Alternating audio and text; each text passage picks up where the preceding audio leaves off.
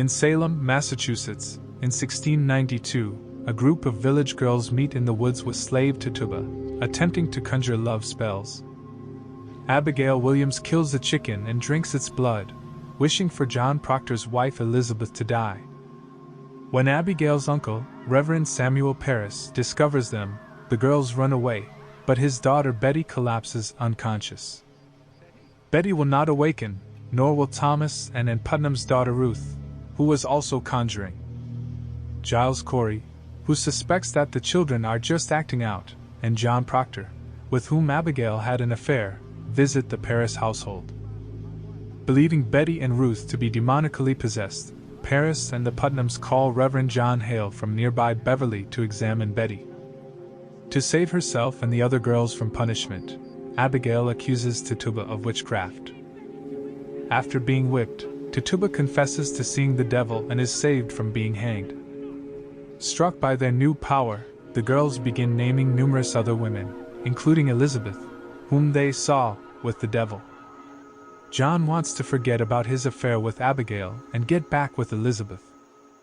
He decides to stop Abigail's accusations, telling his servant, Mary Warren, who is one of the afflicted girls, to testify at the trial that the witchcraft was faked.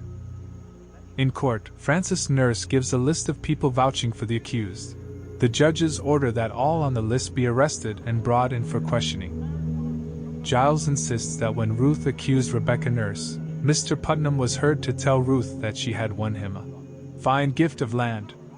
Giles refuses to identify who heard this remark, and the judges order his arrest. Mary Warren insists she only thought she saw spirits, but the other girls later cow her into recanting. Elizabeth says she is pregnant and will be spared from death until the baby is born, but John insists that the girls be charged with false witness.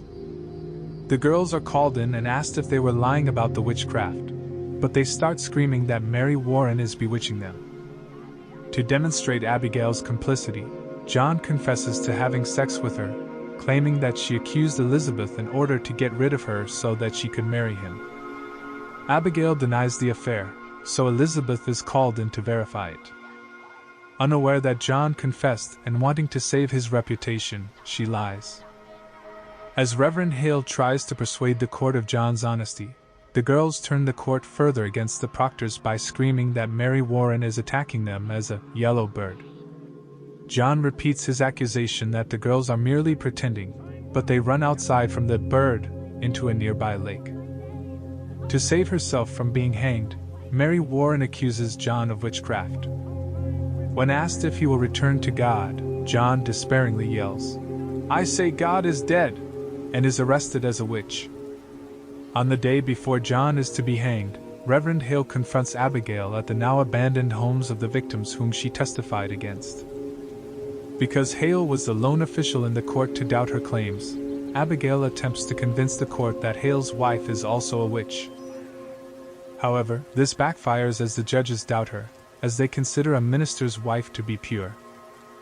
Eventually, the girls become outcasts and Abigail steals Parris money to flee to Barbados, but not before asking John to go with her, telling him she never wished any of this on him. He refuses, stating, "It's not on a ship we'll meet again, but in hell." Parris fears that John's hanging will cause riots directed at him, so he allows Elizabeth to meet with John to convince him to confess and save his life. John agrees and writes the confession. The judges insist that he sign the confession and publicly display it to prove his guilt and to convince others to confess, but John, determined to keep his name pure for his sons, angrily shouts, "Leave me my name!" and tears it up. On the gallows, John, Rebecca Nurse and Martha Corey's recitation of the Lord's Prayer is cut short when they are hanged.